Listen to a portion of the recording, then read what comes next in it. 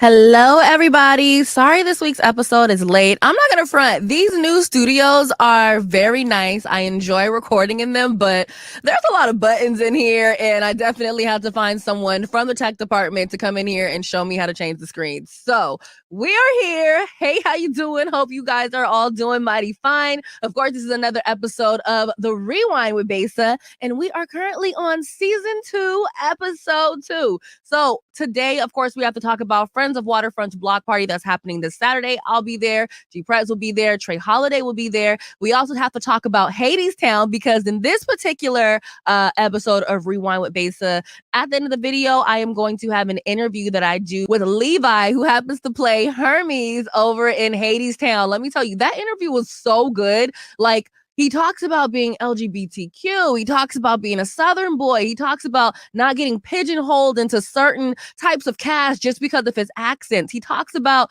literally taking chance. And we even find some crazy synchronicities that have happened over his career to really get him where he is today, or for him to at least be able to look back on it and reflect. So we'll have that full as if I'm over here talking with somebody else, child. I will have that full interview for you at the end of this particular episode. But in the meantime, between time, you already know we have to get into the rewind and the different things that have been going on. So first up, look, you guys, my good sis, Brittney Griner is still locked up over in Russia, okay? Not only is she still locked up over in Russia, we are still waiting on Biden to get her out. So check this out.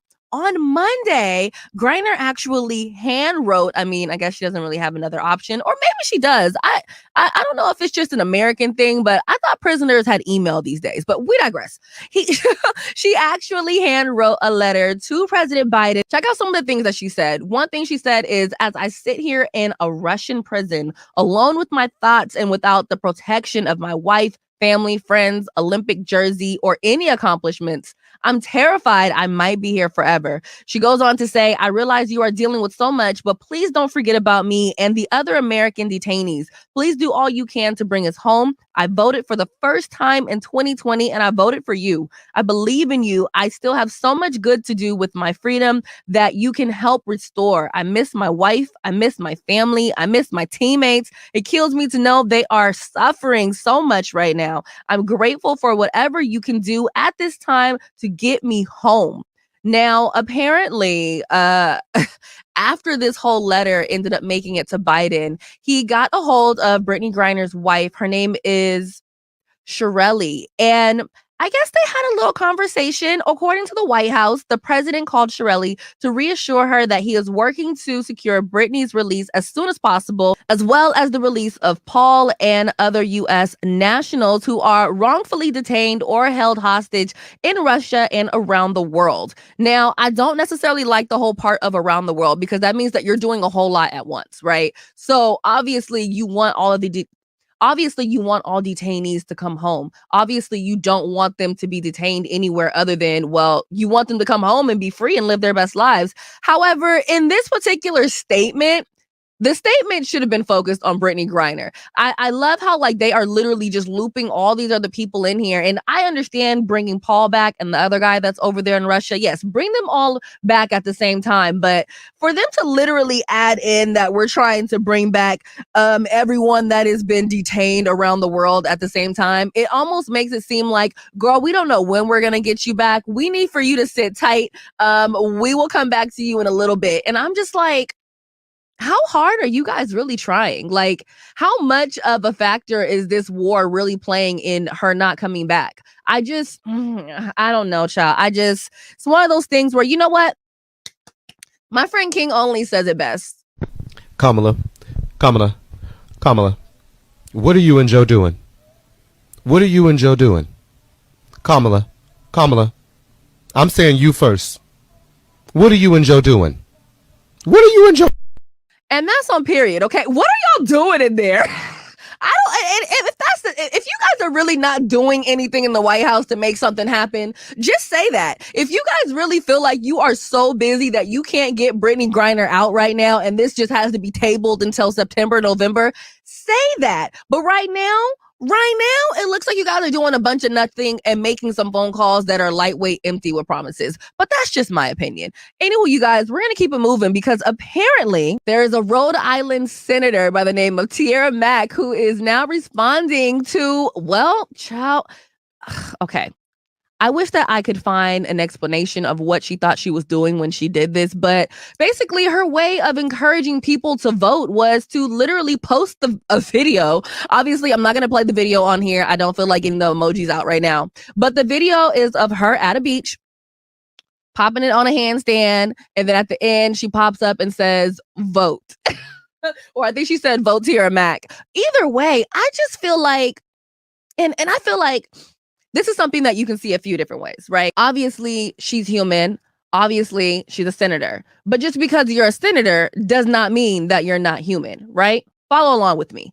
However, I think that there are just certain jobs where it's like, ma'am, I just expect you to carry yourself a certain way, right? It doesn't mean that you can't be with the you-know-whats. It doesn't mean that you can't still have a good time, go out to the club, have a drink, whatever have you. But there are just certain things that you do not want to see your senators doing, especially in a time where social media makes things go so viral to where now it's like, no tea, no shade. We already know people been laughing at us in other countries. And now we got our senators twerking on a handstand. And no tea, no shade. She didn't do the best job at it. I think sometimes it's one thing when someone does something like that and everyone's like, oh, she killed it. I don't remember seeing anyone saying that she killed it. If anything, people are saying, not only is this distasteful for you to do as a senator, you didn't even do a good job at it. Those are just my thoughts. And not only are those my thoughts, those are thoughts that I am seeing all over Twitter and Instagram comments. Hit me up, drop a comment below. What do you think about senators that are, I don't know, obviously taking different tactics to get people's attention to vote? I feel like there's so many other ways to get people to vote. And I'm not really sure if that's the way that you want to do it. And you know what? We'll see what happens when the votes come out and what it does. But honestly, you guys, I just really feel like that was a cute moment for her to go viral. But I definitely think it 150 million% missed the mark in whatever the heck she was trying to get out when she posted that TikTok. However, speaking of TikTok, you guys, apparently there is a senator that wants for TikTok to be removed from the Apple Play Store, or shall I say the Apple Store and the Google Play Store. I'm going to do a little more research on this before I actually dive into this because I'm not trying to get flagged for no misinformation. But I find that very, very interesting. And once I do figure out what the heck is really going on there, because y'all know I love me some TikTok, I will let you know. Now, coming up next, we do have an update in the Nipsey Hussle case where a jury has found the man who ended up shooting and killing Nipsey Hussle guilty. I will talk about that as soon as we come back from these commercials. Hey there, it's Trey Holiday. And of course, Besa and I had to take a trip back to Market Street Shoes to grab some items. They always know what to show us. And let me tell you, we both spent quality time to be sure we collected some amazing additions to our wardrobes. They have some of the most unique bags, shoes, and accessories. I mean, the whole shebang. It's always a good time when I get to shop with my girl Besa. Make sure you go check out Market Street Shoes, y'all, and you too can walk out with some dope gear.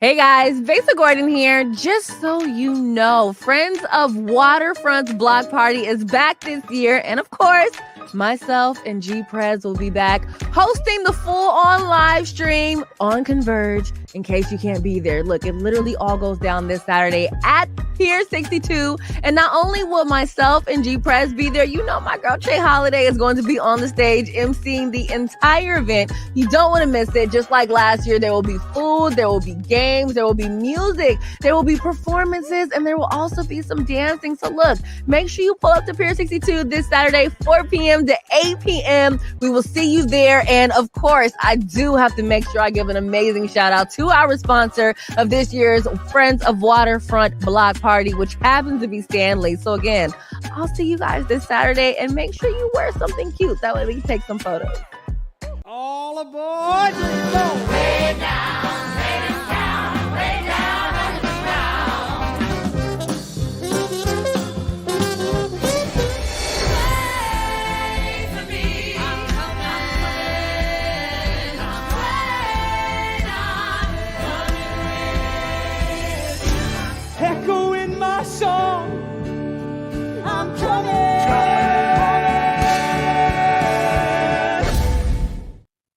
Okay, you guys, check this out. First and foremost, welcome back. You are still locked into the Rewind with Besa. Obviously, I am your host, Besa Gordon.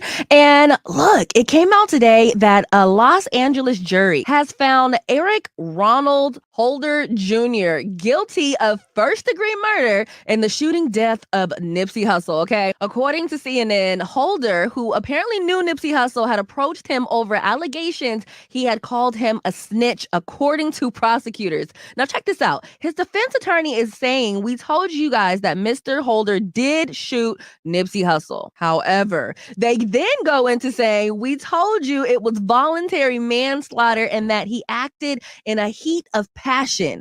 And we told you what that heat of passion that he acted on consisted of. It consisted of being called publicly a snitch by someone as famous as Nipsey Hussle, and we believe that is what the evidence showed. Now, check this out. The prosecutors are saying we have a step-by-step carried out plan to return to the parking lot and kill. It's not done in the heat of passion. In fact, it's done 10 minutes after the conversation. In fact, it's done after he shakes Nipsey Hussle's hand. Now, in case you guys don't know, Holder is going to be sentenced on September 15th. Of course, his attorneys are planning on appealing. Look, you guys, I would be lying if I said that I was mad at this ruling, because I'm not. I don't know about you guys, but I remember exactly where I was when the news hit that Nipsey Hussle had been shot and killed. Literally, I was in the old Cube Studios, because obviously we're on a different side of the building now. And I was recording. I think it was a day where I was filling in for somebody on a Sunday. I don't think it was like one of my normal shifts. So I'm in there, super happy, filling in during the day, happy-go-lucky Besa, just to have TMZ hit my phone with that news. I did not know what to do or what to say at that particular moment. Obviously, I had to get on air and talk about it, but I was literally crying on air, so choked up and just like, what? How does this even happen? I don't know about you guys. I've actually been to the Marathon store, went down there, tried to find Nipsey Hussle. He wasn't there, was able to meet his brother. Nice guy. I ended up also grabbing a hat, but to see where Nipsey Hussle's career was going, to see the influence that he was putting out in the world, to see how much people were gravitating towards not only just his words, but his ways of living and, Dr. Sabi and everything that he was really just teaching everybody, just for that to all be lightweight. I don't want to say it was derailed, but it was definitely put on a hold, because obviously we have everything that he created musically, right? We have all of the stuff that he did interview wise, right? We can look back at his old tweets and see what he said, but we're not able to hear from the future Nipsey Hussle. There was a point when Nick Cannon was supposed to be finishing up the documentary that Nipsey Hussle was starting for Dr. Sabi, and I don't know what happened with that. I don't know, like every once in a while he still says that he's still going to do it, but it doesn't really seem like he's doing it. And honestly, I really haven't seen very many people fully complete a documentary on Dr. Sabi that's honestly pushed on a big level. If there has been, definitely drop a link below. I would love to check it out, but I'm not gonna front. There are some interesting situations that happen when people start to promote Dr. Sabi and say they're going to make a documentary on them. You can say I'm reaching, but let's be frank, the history and the research is there if you actually do it. Now, in other news, looks like Rihanna is officially the youngest self-made billionaire in America. Now, I do find that interesting, because wasn't Kylie Jenner supposed to be a self-made billionaire? And then I feel like they removed her from the list, or she sold a portion of her company. Either way, child, what we know now is that Rihanna at 34 years old is officially the youngest billionaire in America. And I freaking love it. You know what's so crazy? Everyone is so concerned about when Rihanna is going to drop an album. Child, she will drop an album when she feels like it. And honestly, I feel like at this point, when Rihanna finally does drop an album, the album is going to literally just drop out of nowhere. Like, we're not going to expect that Rihanna is dropping this album. You know what I'm saying? So I cannot wait to see what Rihanna does next. I'm intrigued to see what kind of celebration that she's going to do. 9 out of 10 is going to be extremely private, but it's cool. I mean, you're a billionaire now. You don't got to let us see everything, although I would like a little peek. I would definitely like a little peek into the life of Rihanna, but I totally understand wanting to keep your privacy because you guys really think about it. I was watching this interview with Cardi B that she did on Lip Service, and I didn't have time to clip it out. But I was watching this interview with Cardi B on Lip Service, and they were talking to her about what it's like to be famous. And she was talking about how since she became famous, she's not able to do the same things that she was doing before. She's not able to go out and turn up the way that she used to turn up before. She's not able to pop bottles the way that she did. Like, she was like, I used to get lit. I was turned, And now anytime she gets too crazy, there's cameras. Like, she can just be standing there on the stage and there's cameras. And they were kind of talking about how they would rather be rich or wealthy than famous. Like, yes, being famous has its perks. Like, you definitely get some great things from being famous. But another part was just there's so many eyes on you, right? Like, you think about someone like a Bill Gates. Yeah, he probably is somewhere here in Seattle living his best life, minding his own business, but you don't really see him, right? So as famous as Bill Gates is, he's more rich and wealthy than famous in my eyes. You know why? Because Bill Gates will freaking go to a Dick's drive-in and most people won't even realize that he's there. He doesn't have any security. He's just walking around living his best life, minding his business for the most part, So I definitely understand the thought of being like, I would rather be rich or wealthy rather than famous, because who wants to be famous and homeless? Who wants to be famous and broke?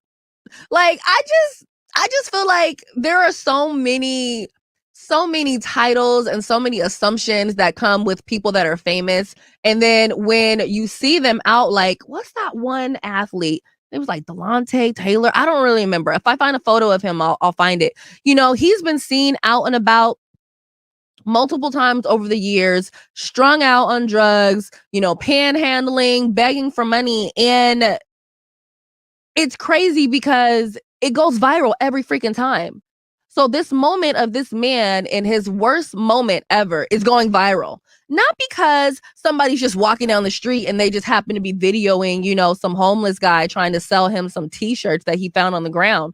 No, it's because of who he is. Right. And it's not like, are you guys even like necessarily doing anything? Are you helping him? Did you give him a ride? Did you give him any money? I say all of that to say, sometimes when it really comes to just being famous and wanting to have a private birthday party, because obviously I went completely left with the whole point of Rihanna. I definitely understand why a lot of them party in secret and why they make people sign NDAs, because we all saw what happened with Tiffany Haddish when she came out and spoke on what Beyonce was doing at the party, or whatever was happening at a party that happened to have Beyonce at. Either who, you guys, that's actually all that I have for this week's Rewind. The news has not been as crazy as it usually is. And even when there are things that happen, it happened so many days ago that by the time I get here, I don't even care. And honestly, you guys, I refuse to come on here and talk to you about anything that I do not care about, anything that I do not find interest in, because it just doesn't sound natural at that point. You know what I'm saying? So either who, in case you were wondering what the heck your girl has been up to, well, let's see right here. On Friday, I went to communion, so stay tuned for my food review on communion. Obviously, we've all been to communion, or at least most of us have been to communion, because I know some people do still have a hard time getting in there, but the food is amazing. I will say that. So I'll let you guys know the different things that I ordered and how I really felt about them, the things that were my favorite, the things that I was like, I could probably do about this. You know what? I'm gonna be honest. I don't think there was anything that I felt like I could do without. Even like, I think it's like hood sushi or something like that. I wasn't sure if I would like it. It's a vibe. It's a vibe. I will tell you that much. Okay. So stay tuned for that particular IG reel. And then otherwise, Dre's, he had a listening party. That's my girl Jazz. Of course, that's Shay Holiday right there. He had a listening party for his new upcoming album. And we all, as you can see, just lived our best little lives. Okay. So once the album drops, if it's not out yet, make sure you guys get it. Okay. It's just feel good music. I was watching, I forget what his YouTube name is, but someone had asked him what he thinks about Drake's new album. And a lot of people are clowning Drake's album because 1 minute it was, he's talking about I'm a legend and headlines and, the practice. And then now he's over here doing like house fist pumping, voguish like music. And, he pretty much said he actually likes the album. There are probably only about 4 songs on there that he would replay again. But one thing that I will say about this Drake album is that, first of all, he didn't do it for the hip hop heads, okay? And I absolutely think it's unfair for any of us to ever stick an artist in a freaking box.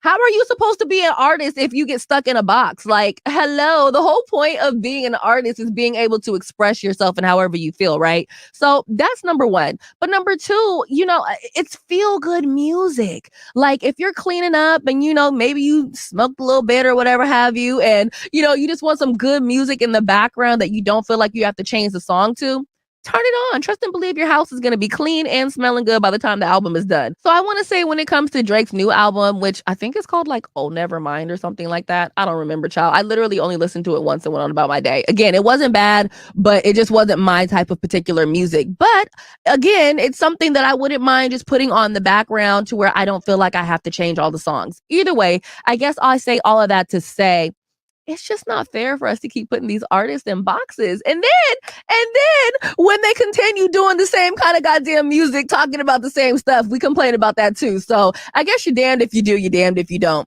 Anywho, you guys, we're going to go to one more commercial break to remind you once again about Friends of Waterfront block party that's happening this Saturday. Again, I'm going to be there and Trey Holiday is going to be there. And when we come back, we are going to get into this interview that myself and Trey Holiday did with Levi, who plays Hermes in Hadestown while we were down in LA. Hey guys, Besa Gordon here. Just so you know, Friends of Waterfront's block party is back this year. And of course, myself and G Prez will be back hosting the full-on live stream on Converge in case you can't be there. Look, it literally all goes down this Saturday at Pier 62. And not only will myself and G Prez be there, my girl Trey Holiday is going to be on the stage emceeing the entire event. You don't want to miss it. Just like last year, there will be food, there will be games, there will be music, there will be performances, and there will also be some dancing. So look, make sure you pull up to Pier 62 this Saturday, 4 p.m. to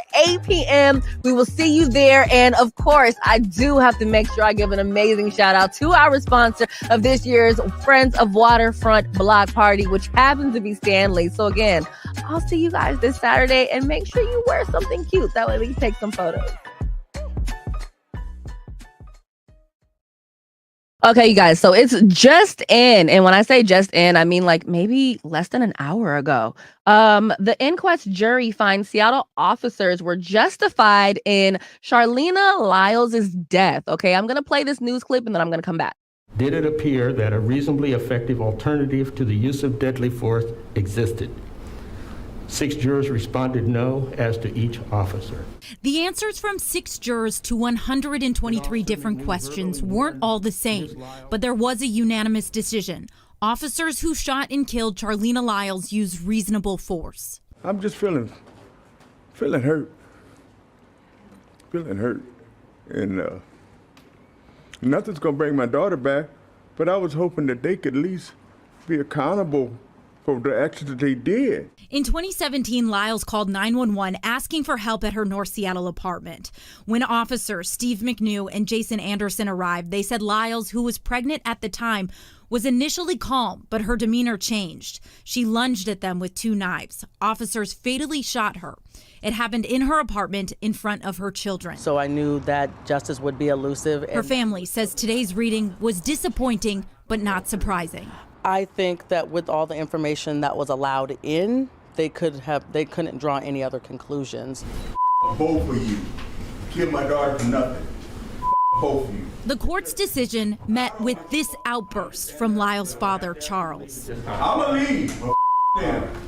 A moment he quickly apologized for outside the courtroom. And I didn't mean to blurt out in court, but I was just so angry, And the only thing I can say to them is F them, I'm not that type of person.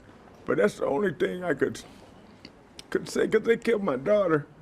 The 6 jurors did agree Officer Anderson did not comply with SPD's policy that day, which required him to carry a taser. At the bare minimum, I want a new independent investigation into her death. Criminal charges aren't off the table. King County Prosecutor Dan Satterberg said in the coming weeks we will review all of the admissible evidence and the jury's answers and make a final charging decision. The family saying this isn't the end of their fight. I want someone held criminally liable for the killing of Charleena Lyles. She didn't have to die.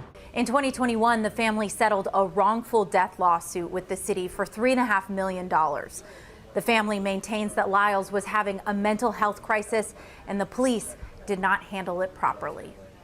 Back to you. Okay, you guys. So this is one of those cases where I kind of follow it, but I don't follow it as closely as I possibly could, just because I do my best to keep my spirits as high as possible. However, I find it so interesting that, you know, in 2021, and this is according to King 5, the family of Charleena Lyles settled a wrongful death lawsuit against the city of Seattle for $3.5 million. The family maintains that Lyles was going through a mental health crisis and police did not handle it properly. Lyles was known by Seattle police for having a mental condition and was told by a judge earlier in the year to get a mental health evaluation. What I think bothers me most about this particular situation is that I've personally had a mental health issue where cops had to come in and restrain me. They did not, as far as I can remember, because I was literally mentally in and out of it. They didn't injure me. I more so ended up injuring myself just because I was just not there anymore. Like I was just somewhere over in La La Land, right? So in my situation, things were handled correctly, right? The police got me on a gurney. They took me to the hospital and then they tried to take me to a psych ward. And I was like, we're not doing that. So I ended up staying with family for a few months. However, in this particular case, you know, it's one of those things where it's like, if the police know that you have mental issues, why not bring someone proper to come handle the situation? I think the way that they actually restrained me, it was with handcuffs so I could stop flopping around for a little bit. But there was a point when they just kind of like started massaging my shoulders. They massaged my legs. And then I actually wasn't even wearing any clothes that day. You know what? We're not doing that. Woo. So I'm going to be honest, you guys. I was really going to go into more of my mental health situation that happened with me. And thankfully, I'm able to talk about it these days, but I'm not ready to talk about it. So what I'm going to say is this. What I'm going to say is this. When it comes to situations with people that have mental health, sending out cops is one thing, but sending out cops that do not have the proper training, the proper capability to deal with someone that has mental health issues, especially when you know, right? It's a little different when you don't know. They fucking knew. They knew. It's probably in her chart. A lot of the times when you have someone that you're maybe you're in and out of court or you're in and out of the hospital or you're in and out of contact with the police, they have a whole file on you. They know what they're dealing with when they come to you. So, you know, the excuses of it being justified, it doesn't sit well with me. Anywho, let's go to another commercial break. Hey there, it's Trey Holiday. And of course, Besa and I had to take a trip back to Market Street Shoes to grab some items. They always know what to show us. And let me tell you, we both spent quality time to be sure we collected some amazing additions to our wardrobes. They have some of the most unique bags, shoes, and accessories. I mean, the whole shebang. It's always a good time when I get to shop with my girl Besa. Make sure you go check out Market Street Shoes, y'all, and you too can walk out with some dope gear. Hey guys, Besa Gordon here. Check this out. Hadestown is coming to Seattle. And you know what? I need to make sure you guys understand this is not a drill. So let me take my glasses off for a second. Hadestown is coming to Seattle, and the first day that you will be able to see it is going to be at the Paramount on July 12th. And you already know myself and Trey Holiday will be there. Fun fact, when Hadestown was first premiering over in LA, Broadway Across America actually sent myself and Trey Holiday down there to not only see the show, but to literally interview all of the actors and the director. And let me tell you, if there's one thing about me, I'm not that big on seeing things multiple times, but this right here, this show right here, I plan on seeing it the first day that it comes to Seattle. So look, if you have not grabbed your tickets for Hadestown, you are missing out. And as someone that is a hopeless romantic, I let you know now, you will not be disappointed when you go see Hadestown. From the acting, the music, to the freaking theatrics, to even the stage setup. You will love everything about Hadestown, even if you're feeling like, you know what, I don't know if I'll be able to relate to anything in here. Trust and believe you will be able to either relate to something or gravitate towards something within Hadestown. Tickets are on sale now, and you will be able to see Hadestown right here in Seattle at the Paramount from July 12th to July 17th. Please grab your tickets now before they sell out.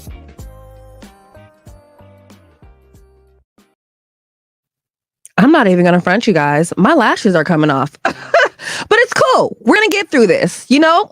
And I think what bothers me the most is that if my situation was not handled the way that it was, that easily could have been my situation. Like, whew.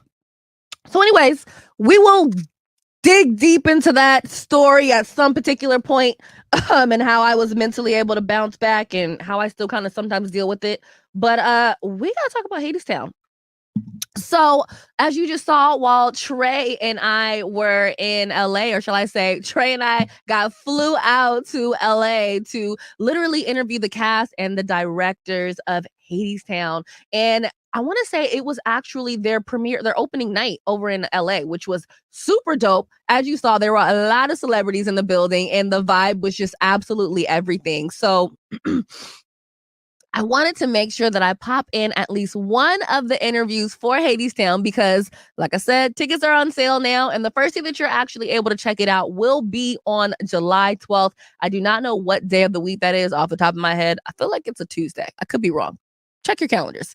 Anyways, you guys, the interview that Trey and I did that I'm going to show you, the one that we did with Levi, and he actually played Hermes. And this interview, I think, was so dope because, you know, he talks about being LGBTQ. He talks about how he's a Southern boy and how, you know, he made sure that they didn't pigeonhole him into any particular category just because he had an accent. He made sure that he made his own narrative. And, you know, he also had some really dope synchronistic moments that have just happened over in his career. And there's actually one that happens during the interview.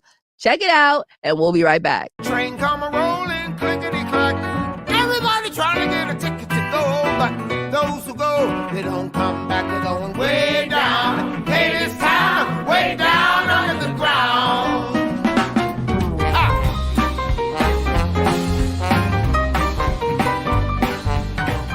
You know what, Levi, thank you so much for joining us. I mean, this really is a pleasure for Converge to be here, opening night. But this is an iconic character. Hermes is, you know, people kind of know about this archetype, but tell us what you, Levi, what you bring to this role.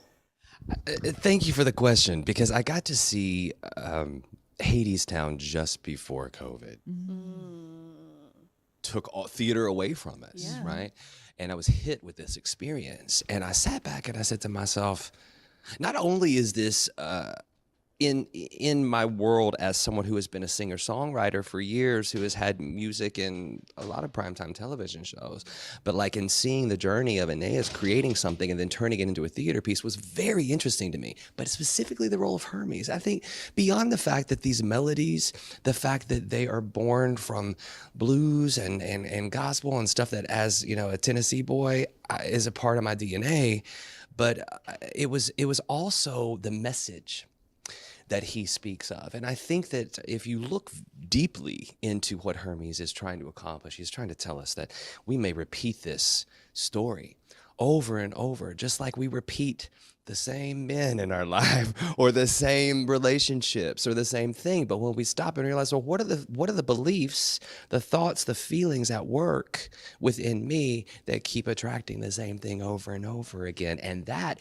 is woven throughout this entire piece so deliberately that I'm surprised it's not even, it's not more often a topic of the conversation. And that's Hermes' role, to take you through that journey.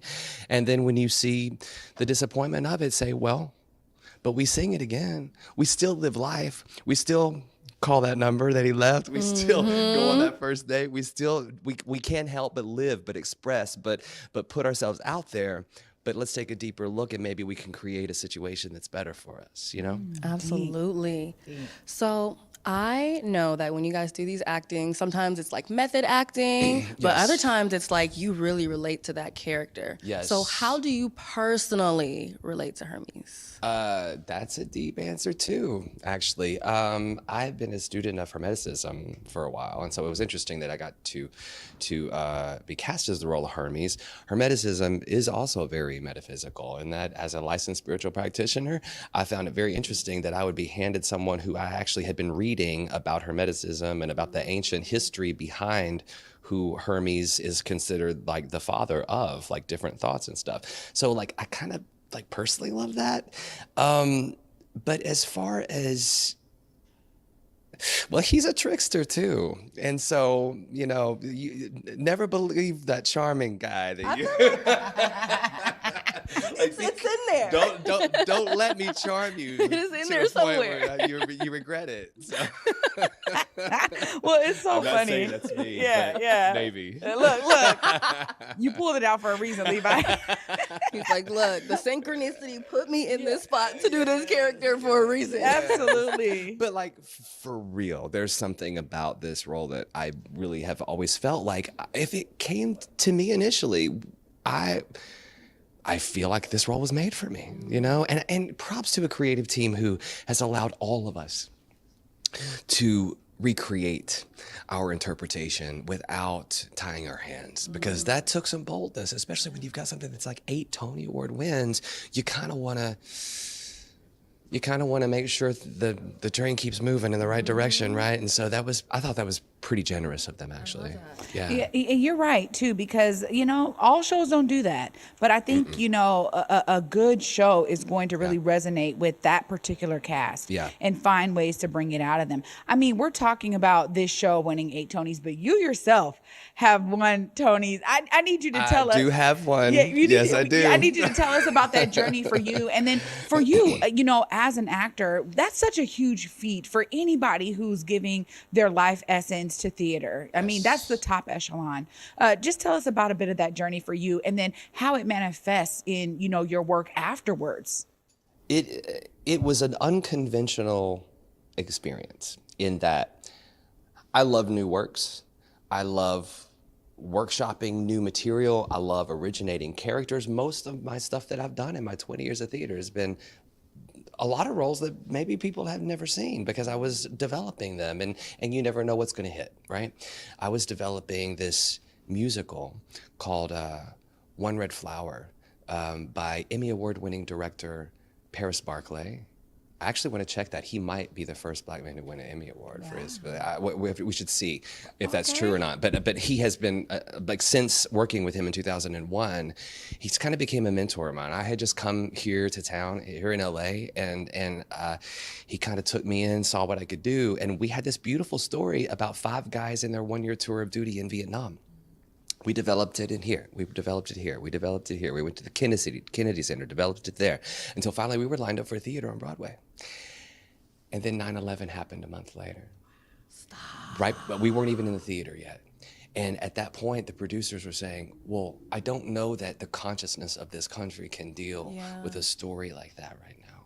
And so we all came back home to Los Angeles, and I thought, well, there was my Broadway debut. All of us guys, all 5 of us. And the producers of One Red Flower had gotten a script. I like to call it a little hillbilly skit $1 Million Quartet, story about Elvis Presley, Jerry Lee Lewis, Carl Perkins, Johnny Cash, and they knew that I played Southern characters well, and that I had a knack for that, being a Southern boy. But they heard that I had played the piano a little bit. Well, little did they know that like it is an extension of my body. I mean, I grew up not only full scholarship but classical, but I was playing Jerry Lee Lewis music at 12 years old at family reunions. Like so like. What synchronicity, right? I never auditioned for the role once I did the first table reading, and I developed it from 2004 to 2010. So it took that long to really find the story and give it love and develop it. And I arranged a lot of music for the musical. And there we were, 2010. It was like unexpected. I didn't think against a story like One Red Flower. I thought, well, this thing's it's fun, it's cute, but it's not gonna really do it. And I didn't know it was gonna hit, and it hit, and it was powerful. What a journey. And life-changing. Yeah, and I thought it was a disappointment. I thought I would be forever disappointed that my Broadway debut happened, and then all of a sudden, look at things $1 Million happening when they're Quartet came my supposed to, way. man. Yeah, for sure. Speaking of other synchronicities, as you talk about One Red Flower, look right behind you. Yeah, There's right. one red flower literally right over your shoulder. Like, that's crazy. That's that is crazy. wild. Like, you're just all synced up, okay? I love it. That's great. That's really So, that's funny. okay, you mentioned that people know that you play a Southern boy very well, right? Yeah. I'm curious to know, what advice would you give someone that's also a Southern boy, but maybe they don't always want to be typecasted as that? I do think it's important to expand your horizons, for sure. And it's funny because when I first moved here from Tennessee, I like to do things that help me experience the spirit of a city. And so I came here because I was a singer-songwriter. I was like, I'm gonna be about the labels. I don't care about this acting thing. But I had seen this magazine called Backstage West in the floor of this girlfriend I was hanging out on her futon. Thumbed through it, and I'm like, oh, well, this is a audition magazine, and I know what a cattle call is, but never heard of this thing called Rent. So I was 169th, no headshot, no resume. Was like, I just want to see what this is like, what these highfalutin actors do when they get off the bus. And so I went, I was 169th in line, and I auditioned for Rent, for the role of Roger. And 3 callbacks later, they called me for the Broadway National Tour. And I was scared to death. So I hightailed it back home, and I got myself into some really great education. Auditioned for Warner Laughlin Studios, which classmates like Ryan Reynolds, Amy Adams, some amazing classmates that I had, and learned the craft. And I think because I dug my heels in and said, you know, instinct, talent is great. It may crack that door open, but to sustain a 20-year career in theater, you know, I mean, there's roles that I have created and originated, like Jack the Ripper, which is an entirely East Londoner, sort of like entirely different. You would not even know. It sounds is a rock opera, very operatic, not the way I naturally sing, but being able to do that and create that role, hopefully that'll surface one day. The musical's still out there, but it's like the ability to do that is important, you know, and it scares me still. It takes risks, but at the same time, you have to trust that inner compass. As an actor, you have to trust your education and just, you know, damn what other people say. I'm going to dive into the pool and do it, you know, and it takes that boldness. It does. I really appreciate that too, because, you know, I started in theater and acting when I was like 9, right? And I remember going to Howard University for theater, and I was around a lot of kids who were just trying it out.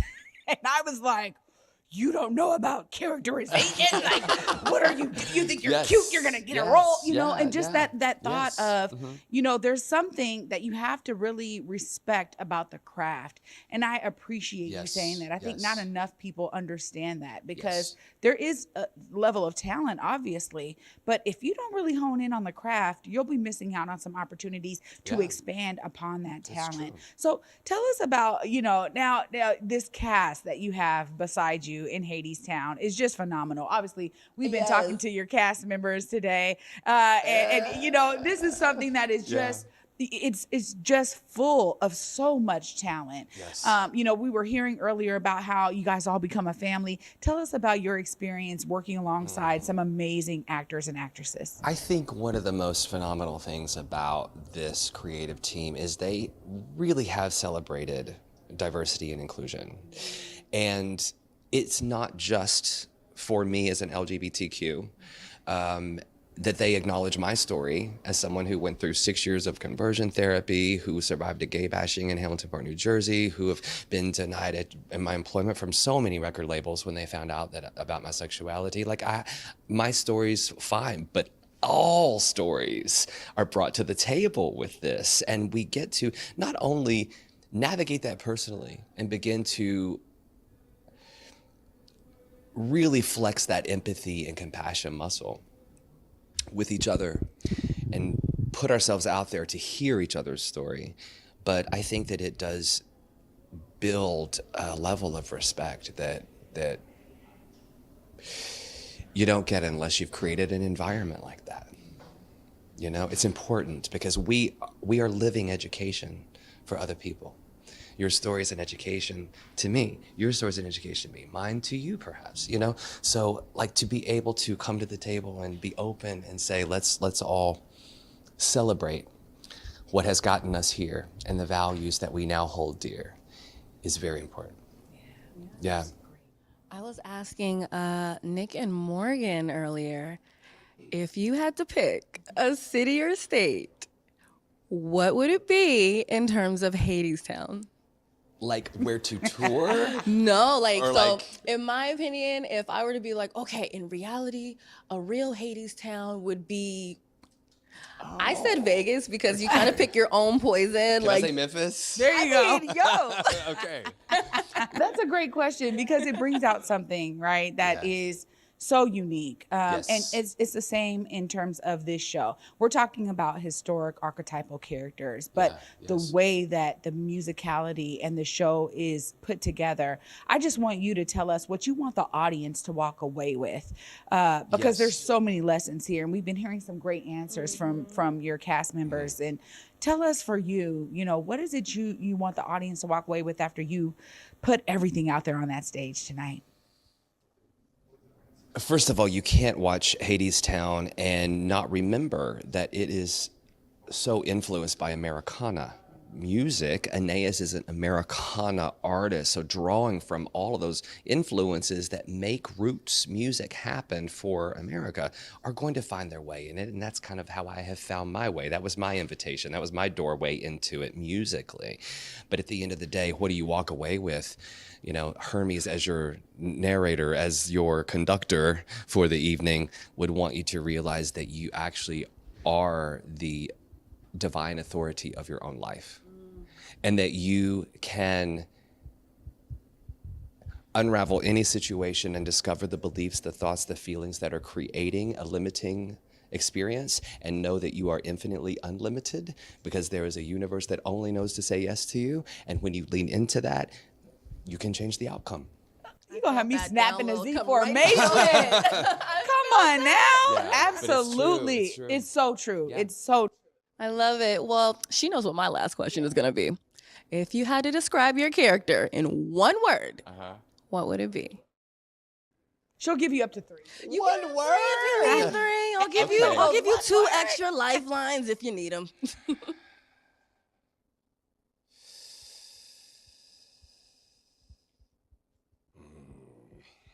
That's a tough one.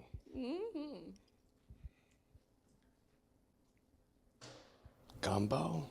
Ooh. A plethora. Mix it in the pot. You might get a crab leg. But you're going to get a kick. Yeah. You don't get these vibes. You don't get Gumbo, this good but you flavor. get a kick. You're going to get flavor. Oh my goodness. Levi, thank you so much. My Clearly, pleasure. you know, this My is, we pleasure. have so much time with you, but we just appreciate it. We can't wait to see you tonight. Absolutely. I can't wait for you to see it. Thanks Thank for your you. time. Thank you so much.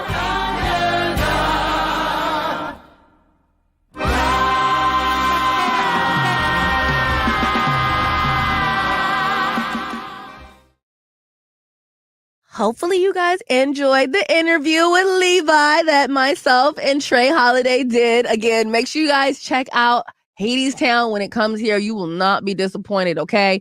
Anywho, you guys, look, I've told you what I've been up to. I've told you guys what I have going on next, and I feel like that's really about it. Otherwise, look, thank you for tapping in with Rewind with Besa. If you have any questions or any feedback or any thoughts on anything that we talked about today, drop your stories. Stop your stories. Yes, drop your stories below. Drop your thoughts below and drop anything else that you're feeling below. This is a family. It is a safe place for us to have open discussions around here. Otherwise, look, I will be back next Wednesday. And of course, you can keep up with me on social media at Besa Gordon. For the rest of the week, I'm on Hits 106.1, 11 a.m. to 2 p.m. And we do have like a contest going on where we're helping. And Pay Your Bills is also back, which means that we're hooking you guys up with a chance to win $1,000 every hour on the 30s. So make sure you listen to your girl so you can get some money. Okay. Anyway, you guys, until next time, have an amazing rest of your week. And of course, do whatever you can to keep your energy high.